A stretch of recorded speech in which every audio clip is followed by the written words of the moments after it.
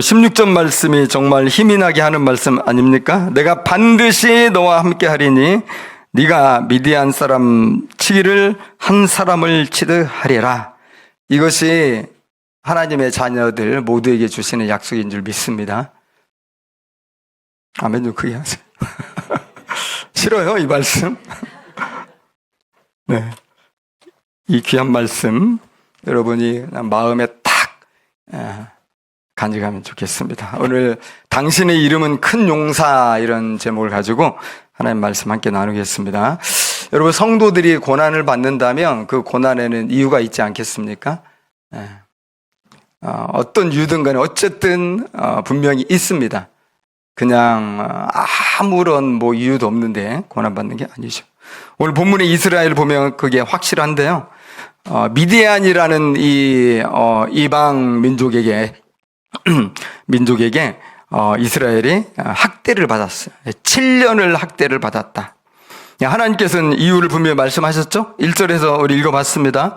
무엇 때문입니까? 그들이 악을 행했다. 여호와 얼굴 앞에서 악을 행했다는 것은 우상 숭배했다는 거예요. 계속 이스라엘이 반복적으로 범하는 죄죠. 그래서 하나님이 이제 징계를 했어요. 완전히 확 멸망시키지 않고 죽지 않을 만큼 시련을 주셨습니다.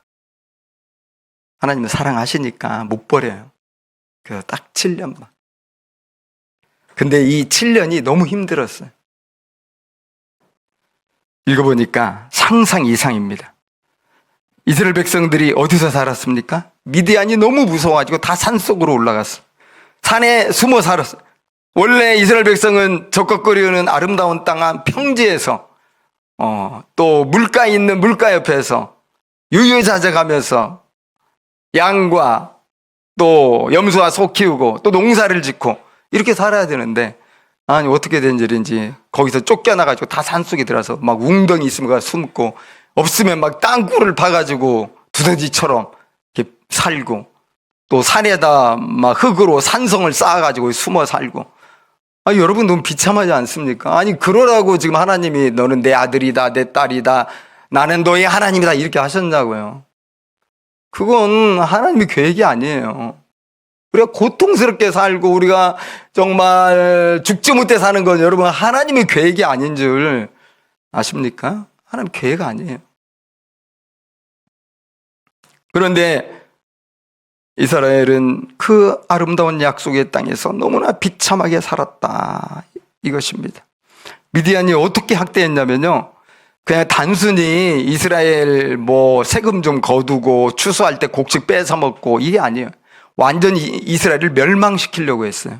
미디안이 좀 다른 민족하고 달라요. 다른 이방 민족. 그래서 우리가 읽어보지만 멸하려 한다는 말이 몇 번 나오거든요. 4절에 진을 치고 가사에 이르도록 토지 소산을 멸하여 이스라엘 가운데 먹을 것 남겨두지 아니했고 양, 소, 나귀도 남기지 않고 아주 먹을 것을 그냥 싹쓸이 가버린 겁니다. 또 멸하여가 5절에 나오죠. 이는 그들이 그들의 짐승과 장막을 가지고 올라와 메뚜기 떼같이 많이 들어오니 그 사람과 낙타가 무수함이라 그들이 그 땅에 들어와 멸하려 했다. 미디안은 자기들만 온 게 아니에요. 3절에 있는 것처럼 파종할 때가 되면 미디안과 아말렉과 동방 사람들이 치러 올라와서 진을 쳤죠. 그냥 거기서 살았어요. 살면서 괴롭혔어요. 언제까지? 파종의 시기에 파종하면 새싹들이 올라오잖아요.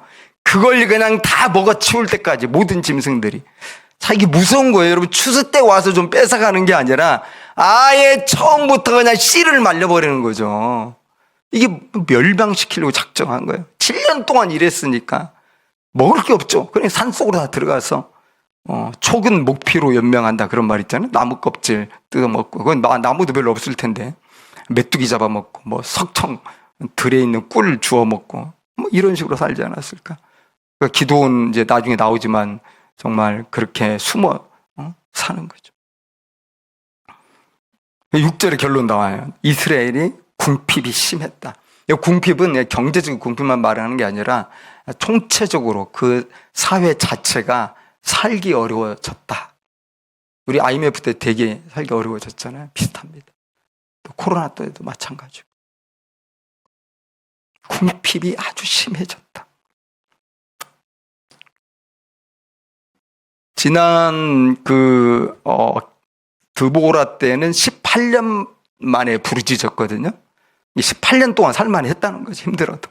근데 이번에는 7년 만에 부르짖지 않으면 안 될 정도로 그렇게 힘들었다는 거예요. 더 이상 못 버티겠다. 하나님 어디 계십니까? 좀 살려주세요. 하고 뛰쳐나온 것입니다. 가끔 성도들 중에도 그런 분들이 있습니다. 하나님 없이 대충 살다가, 아니 믿는 하지만 그냥 교회만 왔다 갔다 그렇게 하다가 생각 없이 그냥 세상 속에 묻혀 살다가 이제는 못 견디게 되니까 결국은 두 손 두 발 다 들고 하나님, 제가 하나님을 떠났습니다. 내가 형식적으로 그냥 신앙인이었지 저는 정말 하나님 믿지 못하고 제가 세상 속에 살았습니다. 제발 저를 이번만 살려주세요 하고 부르짖잖아요. 막 기도원 가고 금식기도 하고. 네, 그들의 메인 찬송이 있어요. 380장입니다. 사실 저도 그거 많이 불러봤는데 전부여 의지 없어서 손들고 옵니다. 불러보셨나요? 이런 눈물을 흘리지 않고 신앙을 우리가 얘기할 수 없죠. 이스라엘이 지금 이렇게 된 거예요. 그래서 보통 이스라엘 부르짖으면요, 보통 사사 바로 보냈거든요. 뭐 드보라 보내고 에훗 보내고 이렇게 막 하는데 이상하게 이번에는 사사를 안 보냈어요. 사사를 부르신 게 아니라 선지자를 먼저 보냈어요. 왜 그랬으면 다르죠? 선지자는 누굽니까? 하나님의 말씀을 대언하는 자. 이 선지자가 온 것은 이스라엘 백성들의 아직 회개가 부족한 거예요. 그래서 그 죄를 회개하라고, 그들의 죄를 책망하기 위해서 하나님 말씀을 전하는 선지자를 먼저 보낸 거예요. 이 선지자 이름은 나오지 않지만 이 선지자가 8절 9절에서 어떻게 했습니까?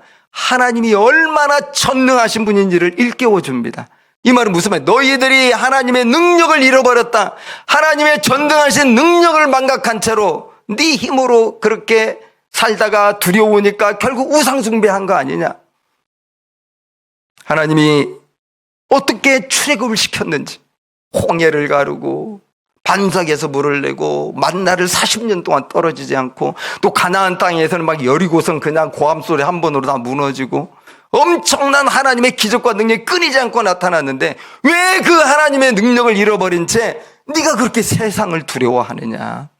이스라엘 여러분 가장 큰 죄는 뭔지 아세요? 두려워했다는 겁니다.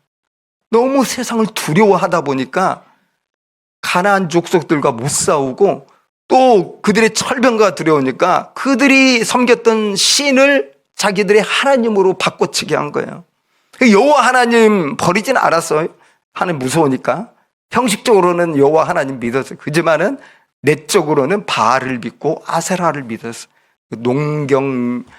농경의 신이잖아요. 비를 내리고 풍요를 주는 이런 신들을 믿었단 말이에요. 그냥 무서우니까.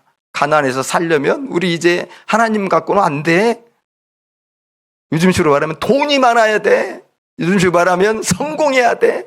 거기에 목숨 걸고 사는 거죠.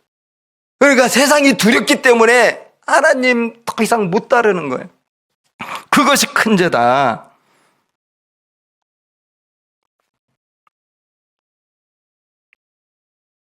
이스라엘 여러분 회복되려면 어떻게 됩니까? 답은 하나죠. 두려움을 이겨내야 돼. 이 두려움을 이겨내고 다시 믿음으로 일어서야 된다. 결국 이제 사사가 이제 등장해야 되는데 어떤 사사가 등장해야 맞아요? 믿음이 아주 큰 사람이 등장해야 이스라엘에게 소망이 되지 않겠습니까? 믿음이 아주 강력한 사람이 등장해서 미디안을 쳐 부숴야 이스라엘이 해방되고 다시 살만한 세상이 되지 않겠습니까? 그래서 큰 용사가 이제 나와야 되는데 하나님이 기드온을 불러서 그렇게 말씀하신 거죠. 12절에 큰 용사여 여호와께서 너와 함께 계시도다. 근데 우리가 참 당황스럽잖아요. 큰 용사의 정의를 우리가 다시 내려봐야 되는 거죠. 아니, 기드온이 큰 용사입니까? 지금 12절부터 기드온이 뭐 하고 있습니까? 미디안 사람을 너무나 두려워해요. 이스라엘 사람이에요, 기드온도. 그래서 이 넓은 평지에서 바람 부는 데서 밀타작 해야 되는데, 그렇게 안 하고는 포도주 틀에 숨어가지고, 그 조그만 한 명 간신히 들어갈 그런 포도주 틀에 숨어가지고, 밀타작도 많이 하기 전에 조금씩 타작하는 거야. 우리 하루 먹을 거. 정말 참 그런 사람이 여러분.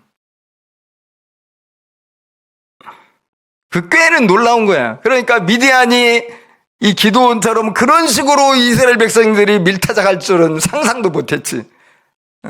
이게 아주 현실에서 살아남기 위해서 꾀를 낸 겁니다. 하여튼 살아남기 위한 고육지책이다, 그런 거죠. 그래서 생각해 보면 여러분, 사실 기드온이 특별히 소심하고 특별히 겁이 많고 그가 남달리 마음이 약한 사람인가? 그건 아니라는 거예요. 그 시대 이스라엘 사람들의 평균치예요. 보통 사람이에요. 당시 이스라엘은 모두가 다 비겁해지기 쉬운 그런 시대에 살고 있었다. 근데 저는 오늘날 우리 기독교인들도 그러지 않나 생각이 들어요. 먹고 사는 것이 급하고 그것이 가장 큰 문제이다 보니까 우리가 점점 약해지는 거예요. 여러분, 주님은 우리를 뭐라고 했나요? 큰 용사보다도 더 멋진 이런 우리에게 정체성을 말씀해 주셨잖아요. 너희는 세상의 소금이다. 너희는 세상의 빛이다. 우리는 마땅히 소금으로서 세상을 정말 맛나게 변화시키고 모든 부패를 일수하고 빛이 되어서 모든 어둠을 다 몰아내고 하나님의 영광의 찬란한 빛이 나타나는 이런 삶으로 부름받았는데, 그냥 포도주 틀에 들어가서 전전긍긍하면서 어떻게 먹고 살까 이것만 걱정하는 이런 모습이지 않냐 하는 거죠. 그리고 우리 신앙을 좀 다 숨기고 싶어 하잖아요. 요즘 시대는 할 수만 있으면 믿음을 말하지 않고, 야, 나도 너랑 비슷해, 이렇게 비슷하게 산다는 것을 오히려 우리가 어필을 하고. 여러분, 기드온이 그랬다는 것입니다. 그래서 기드온을 보면요, 이 나라를 구원할 만한 영웅적인 면모가 1도 없어요. 어떤 용맹이 보입니까? 뭐 그에게 무슨 남다른 무슨 리더십이 보입니까? 그저 기드온은 암울한 시대의 현실에 적응하여 살아가는 보통 사람이다. 평범한 사람이. 그런데요, 우리가 신기한 게 뭐냐면, 아니 웬일인지 하나님께서는 그런 기드온에게 너는 큰 용사다 말씀하시니까 이게 듣는 이 기드온도 좀 당황스럽겠죠. 무슨 내가 말도 안 되는 이 부르심이다 생각하지 않았겠습니까? 아니 미디안 무서워서 포도주 틀에 숨어가지고 하루하루 먹을 양식 만들고 있는데, 여러분, 큰 용사는 무슨 뜻이에요? 용사들 중에서도 크다. 그러니까 정말 비범한 장군 같은 사람이라는 거죠. 우리식으로 말하면 막 이순신 장군 같은 사람이라고 한 거 아니야? 너는 정말 용맹스러운 장군이다. 그런 사람에게는 참 어울리는 말인데, 아무리 생각해도 너무나 평범한 기드온이 어떻게 큰 용사가 되지? 근데 그 다음 말씀이 해답이라는 거잖아요. 그 해답이 뭐예요? 다른 게 아니에요. 하나님께서 함께 하신다. 여러분, 아무리 부족하고 아무리 연약하고 아무리 소심하고 겁쟁이라도 하나님이 함께 하신다는 그 믿음을 꽉 붙들고 하나님을 의지하면서 나간다면 누구나 다 큰 용사가 되는 줄 믿습니다. 이럴 때도 아멘 해야 되는데. 네, 여러분 아멘 하시기 바랍니다. 마음으로 다 하고 계시죠? 자, 여러분, 저는 히브리어 별로 얘기 안 하는데, 큰 용사 원래 뜻이 히브리어로 기보르, 원래 원어가 기보르. 기보르는 아주 강하다 이런 뜻인데요. 이 단어가 하나님을 지칭할 때가 있어요. 하나님께 기보르라는 표현을 쓸 때가 있는데, 그때는 이 하나님은 어떤 분이시냐? 구원을 베푸시는 전능자가 되신다는 뜻입니다. 스바냐 3장 17절은 우리들이 잘 아는 말씀이에요. 너의 하나님 여호와가 너희 가운데 계시니 그는 구원을 베푸실 전능자다. 그때 기보르. 너희에게 천하 만민 가운데서 명성과 칭찬을 얻게 하리라. 여러분, 하나님이 그렇게 만들어 주신다는 거예요. 하나님의 전능하신 구원의 능력이 너희들 평범하고 아니 그 이해할 수도 있지만 천하 만민에게 명성과 칭찬을 받게 하신다는 거. 그걸 믿으라는 거예요. 그러기 때문에 여러분, 평범한 기도원이 큰 용사인 이유는 다른 데 그 원인이 있는 게 아니라 하나님이 함께 하시기 때문이라는 매우 단순한 사실입니다. 그래서 부름받은 기도원에게 필요한 건 뭡니까? 이제 두려움을 버리는 거예요. 그리고 하나님께 대한 믿음을 갖는 것이죠. 사실 이 믿음이 없었기 때문에 가나안 족속을 두려워했기 때문에 이스라엘이 어쨌든 살기 위해서 우상 숭배한 겁니다. 그래서 사사로 쓰임 받으려면 이 두려움을 이겨내야 되고요. 우리의 세상 속에서 하나님의 영광을 드러내는 소금과 빛으로 이렇게 믿음으로 살려면 이 두려움을 이겨내는 게 반드시 필요한 거죠. 믿음의 회복, 믿음의 충만, 이것이 여러분 우리에게 필요합니다. 그것만이 세상을 이기는 능력이 되는 겁니다. 사실 우리가 현실적으로 따져보면 우리 젊은 친구들은 스펙 쌓아야 되잖아요. 취직하고 또 이직해서 좀 더 좋은 기업, 대기업 들어가려면 다 우리의 관심은 어떻게 하면 내 스펙을 좀 누가 봐도 믿을 만한 거 만들 수 있을까. 또 경력 관리하는 것도 얼마나 더 중요합니까? 또 집에서 양육하는 분들은 아이들 자녀 양육 빨리 끝내고 싶어요. 그러면서 늘 말은 안 하지만 속으로 원망하잖아요. 왜 이렇게 안 크냐. 빨리 키우고 내 커리어를 계속 하고 싶은 거예요. 내가 정말 이 사회에서 내 이름 석자 사라지기 전에, 잊혀지기 전에 내 인생도 좀 빛나고 싶은 거죠. 또 이제 중년 같은 경우는 얼른 빚을 갚고 노후 자금 만드는 것도 엄청난 과제 아닙니까? 이런 것들이 나쁜 게 아니잖아요. 필요한 일들입니다. 그러나 그런 노력들이 여러분 아무리 우리가 열심히 할지라도 사실 우리를 강하게 하지 못한다는 겁니다. 물론 세상에서는 어느 정도 안정된 삶을 가질 수는 있을지 모릅니다. 그러나 우리는 하나님 나라 믿는 사람이고요. 우리는 이 죽으면 끝이 아니라 죽음으로써 더 영원한 세상을 우리는 사모 기다리는 사람들이니까 우리는 하나님 나라에서 의미 있는 하나님의 백성들이 돼야 되는데 이렇게 우리가 세상에서 안정만 취하면서 살 수는 없잖아요. 여러분, 한평생 내내 우리가 그렇게 살아간다면 그것은 그냥 포도주 틀에 들어가 사는 거예요. 그럼 우리는 결단이 필요한 겁니다. 내가 포도주 틀에서 언제까지 살 것인가, 아니면 하나님 나라를 위한 용사로 그 틀에서 과감히 뛰쳐나와서 내가 하나님 믿고 한번 살아볼 것인가 하는 거죠. 이 기도원이 이제 결단할 시간이 온 거죠. 그런데 기도는 어땠나요? 믿음으로 순종하지 못했어요. 우리랑 비슷합니다. 은혜 받아도 그때뿐이잖아, 우리.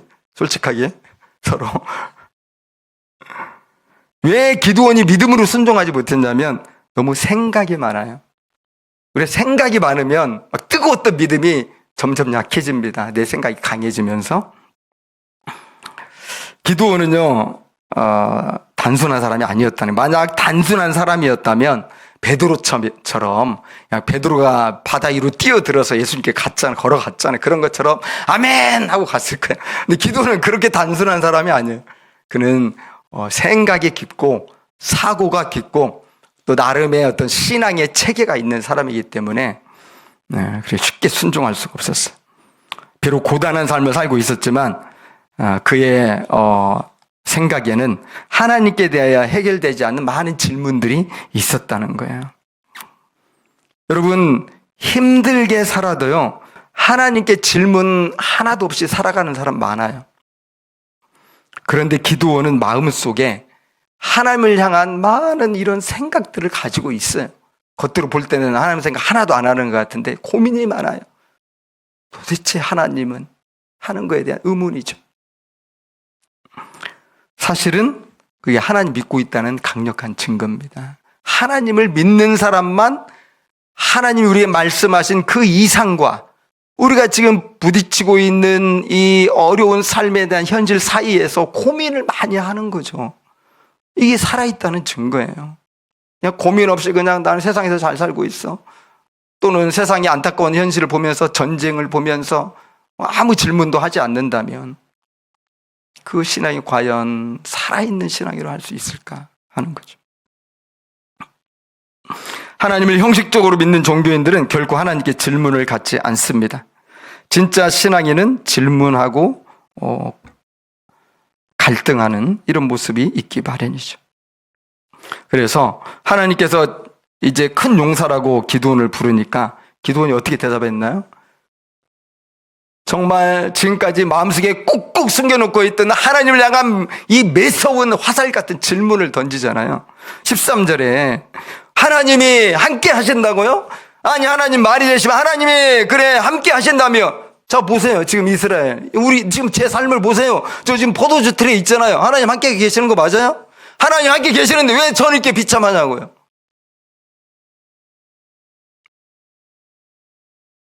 못 믿겠다는 겁니다. 두 번째 날린 화살은 그거죠. 제가 우리 조상들이 들었는데, 아니 하나님은 그렇게 정말 출애굽 시에 엄청난 기적을 하셨다고 들었는데, 가나안 땅에 들어올 때도 정말 가나안 족속들 꼼짝 못하게 엄청난 이적을 베푸셨다고 했는데, 아니 우리가 지금 7년째 이거 고통당하고 있는데 기적이 도대체 어디 있어요?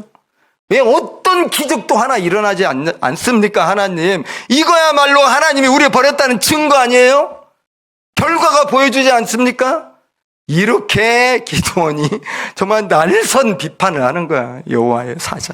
여호와의 사자는 하나님이거든요. 하나님 앞에. 근데 정말 여러분, 은혜가 뭔지 아세요? 하나님이 그거 뭐라고 안 하세요. 야, 하면서 한 대 때릴 것도 같은데. 너 그렇게 나를 몰라?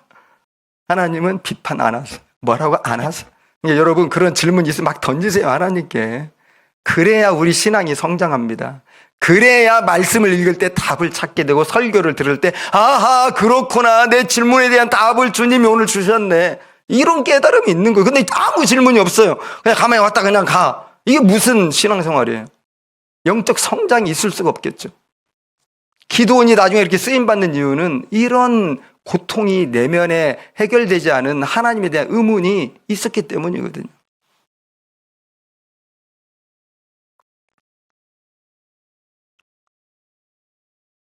그러나 그게 또 무조건 좋은 건 아니죠. 그게 너무 오래 가면 문제니까. 가끔 보면 그런 신자들을 만나요. 하나님과 교회에 대해 의문이 많고요. 회의가 깊은 사람들이죠. 전도하다 보면 이렇게 만나서 대화를 하게 되는데 설득하기가 쉽지 않습니다. 오랫동안 이렇게 딱 굳어진 신념 체계가 돼버려가지고. 근데 하나님도 오늘 보니까 기도는 설득하려고 하지 않아요. 놀라운 거, 설득하려고 하지 않고 내가 너와 함께 한다는 걸 계속 강조하세요. 사실 이미 하나님 말씀하셨잖아요. 그 선지자 통해서. 야, 내가 너희를 버리는 게 아니라 너희들이 나를 버렸어. 그거 아니에요? 너희들 세상 무서워가지고 더 이상 나 섬기지 않고 저 우상 섬긴다고 네가 나 떠났잖아. 그래 놓고 이제 와서. 하나님이 기도원과 말씀할 수 있지만 안 해요. 믿음을 가지라는 것입니다. 자, 우리 16절 한번 읽어보겠습니다. 16절 우리 큰 목소리로 16절 시작. 여호와께서 그에게 이르시되 내가 반드시 너와 함께하리니 네가 미디안 사람 치기를 한 사람을 치듯 하리라 하시니라. 그렇게 이제 막 원망하면서 자기 같은 사람이 어떻게 구원하겠냐, 또 자기 연약함을 탓하고 막 그랬죠. 므낫세 중에 극히 약하고 나는 막내다 막내, 가장 조그만한 내가 무얼 하냐. 자기가 생각해도 웃기다는 거지. 그러나 하나님은 다른 얘기 안 하세요. 내가 너와 함께, 내가 너 불렀다. 여러분, 하나님의 큰 용사가 되는 것은 우리에게 달려있는 게 아니라 하나님께 달려있는 줄 믿습니다. 하나님이 부르시는 순간 우리는 큰 용사가 되는 거지, 내가 뭘 준비해서 큰 용사가 되는 게 아니다. 하나님께서는 16절을 통해서 오직 나만 믿고 싸우라고 하셨습니다. 여러분, 하나님께서 기드온을 큰 용사로 부르신 것은 미래에 그렇게 될 것이란 말이 아니에요. 내가 점점 너를 큰 용사로 키워가겠다, 이런 말씀이 아니에요. 지금 네가 큰 용사라는 거예요. 왜? 하나님이, 내가 지금 너와 함께하고 있잖아. 너는 이미 큰 용사야. 그러므로 부름받은 기드온은 더 이상 연약한 자신에게 집중하기를 그쳐야 됩니다. 그리고 세상에 그 무서운 골리앗 같은 모습에도 집중할 필요가 없습니다. 하나님의 말씀만을 온전히 붙드는 게 중요하다는 겁니다. 왜? 거기에서 우리가 큰 용사로서의 담대함이 생기지, 다른 것으로부터 우리가 안 생겨요. 그러니까 하나님을 묵상해야죠. 하나님의 약속을 우리가 봐야죠. 그리고 내 심장에 새겨야죠. 그럼 우리가 용감해지는 거예요. 근데 우리는 반대로 한단 말이에요. 자꾸 연약한 나를 저녁에도 생각하고 아침에 일어나도 생각하고 낮에도 생각하고, 그러니까 눈물이 계속 나오고 너무 힘들고, 그리고 또 이 세상을 또 계속 묵상하면 사람들 너무 세고 내 주변에 있는 사람 인스타 보니까 다 너무 행복하게 잘 살아가는 것 같고, 취직하기는 어렵고,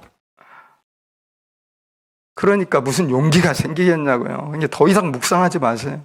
하나님의 말씀을 묵상하라. 내가 너와 함께 하신다는 하나님의 약속을 견고하게 아침에도 붙들고 점심에도 붙들고 저녁에도 붙들고 새벽에도 붙들고, 당연히 여러분 큰 용사가 일어납니다. 큰 용사로 그렇게 되면. 왜냐하면 하루 종일 큰 용사라는 하나님 말씀 묵상하는데, 내가 너와 함께 한다는 말씀이 막 내 마음을 뜨겁게 하는데 더 이상 두려움이 없어지는 거죠. 요한일서 5장 4절 5절을 우리가 기억하면 좋겠습니다. 무릇 하나님께로부터 난 자마다 세상을 이기느니라. 세상을 이기는 승리는 이것이니 우리의 믿음이니라. 예수께서 하나님의 아들이심을 믿는 자가 아니면 세상을 이기는 자가 누구냐? 세상을 이길 사람? 그리스도인들밖에 없다. 이 믿음을 굳게 붙잡으시기 바랍니다. 여러분, 다윗이 자신의 인생길 참 환난과 시련이 많았잖아요. 젊은 시절에는 계속 사울 왕에게 쫓겨다녔잖아요. 죽을 뻔한 일 한두 번 아니죠. 왕이 되고 편했습니까? 왕이 되고도 다윗은 사실 고생 많이 했어요. 실수를 했잖아요. 큰 실수. 아니, 범죄를 했죠. 간음하고 살인하고 그걸 숨기려고 했고, 왕이니까 절대 권력자니까 가능하리라 봤지만 나단 선지자가 네 죄를 네가 알렸다. 다윗이 훌륭한 게 그때 바로 회개를 하는 거잖아요. 어쨌든 다윗은 왕이 되고도 너무 고난 많았고요. 아들한테 배신당하고 아들과 서로 죽이려는 싸움까지 했잖아요. 얼마나 인생이 비참하냐. 우리 그렇게는 살지 않잖아요, 사실은. 그런데 이런 다윗이 시편 23편에서 보면은 이런 사망의 음침한 골짜기도 나는 다 지날 수가 있었는데 그것은 주님께서 나와 함께 하셨기 때문이다. 그 고백을 하지 않습니까? 여러분, 독일에 유명한 목사님이 있거든요. 그 히틀러에 대항하다가 이제 감옥에 갇혀서 순교했던 디트리 본헤퍼 목사님이잖아요. 그분이 시편 23편 4절에 대해서 해석했는데 이렇게 했어요. 시편에서 말하는 주께서 함께 하심은 상황이 안전하다는 뜻이 아니라 고난 한가운데서도 하나님이 떠나지 아니하신다는 믿음의 고백이다. 하나님이 함께 하신다는 것이 우리에게 절대적으로 힘이 될 때는 진짜 우리가 힘들 때죠. 본헤퍼는 그렇게 시편 23편 4절을 해석을 했을 뿐만 아니라 자기가 그렇게 믿었어요. 주께서 나와 함께 하심이라. 본헤퍼가 결혼했을까요? 안 했을까요? 결혼 못했습니다. 원래 하려고 했어요. 사랑하는 약혼자가 있었죠. 마리아라는 아름다운 여성이 있었는데 감옥에 갇혀 있잖아요.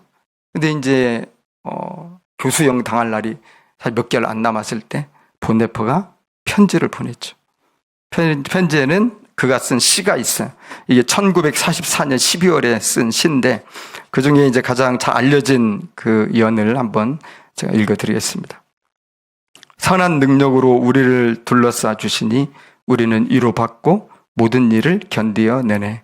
미래의 날들도 주께서 함께 계시고 매일 아침 새롭게 우리와 함께 하시네.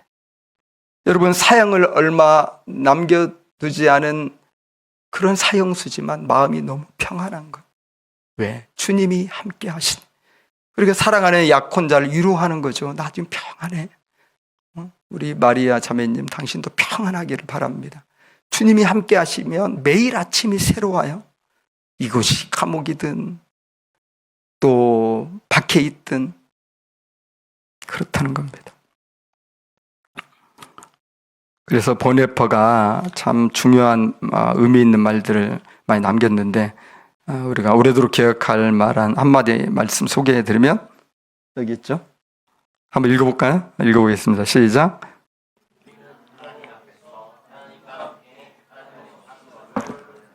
참 역설적이잖아요. 하나님과 함께 하나님 없이 사는 법을 배워야 된다. 왜 그렇습니까? 하나님 눈에 안 보여서 없는 것 같아요.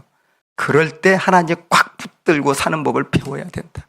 이것이 바로 주와 함께하는 임마누엘 신앙이면, 보네포는 얘기하는 거예요. 죽음조차도 이 신앙 안에서는 힘을 잃어버린다는 거예요.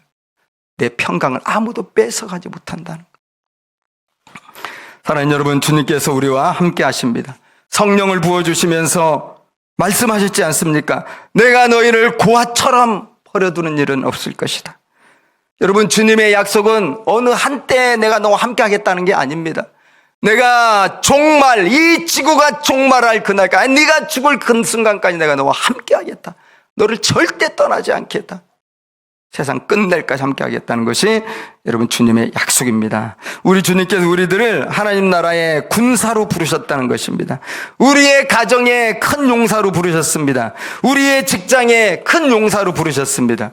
우리 사회에, 우리 교회에 나 같은 자를, 나같이 미천한 자를, 나같이 아무 준비되지도 못한 자를 큰 용사로 부르셨다는 것입니다.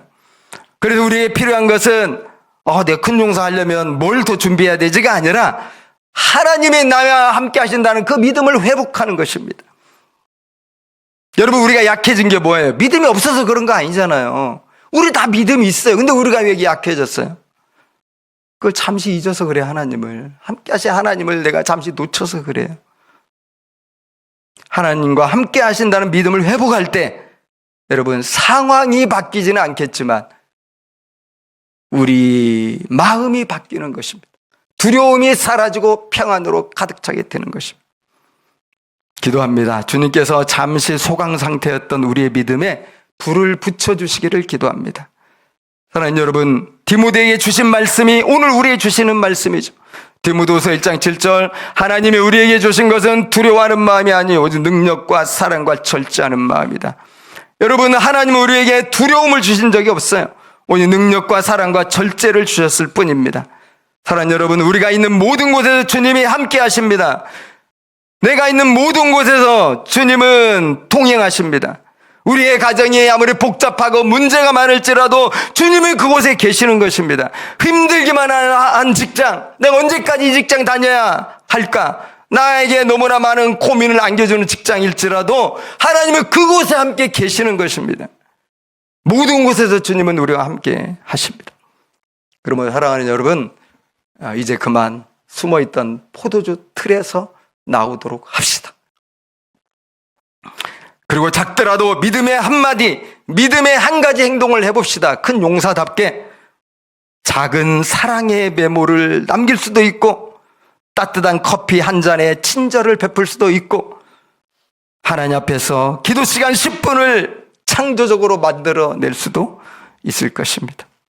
여러분, 두려움과 궁핍함은 우리를 숨게 하지만 주님이 함께 하신다는 믿음은 우리에게 무언가를 할 수 있는 용기를 준다고 믿습니다. 사랑하는 우리 성도님들이 이미 주 안에서 큰 용사입니다. 오늘 이 말씀 굳게 붙들고 우리 한 주간 다시 새롭게 용기를 가지고 나가면 좋겠습니다. 함께 우리 기도하겠습니다.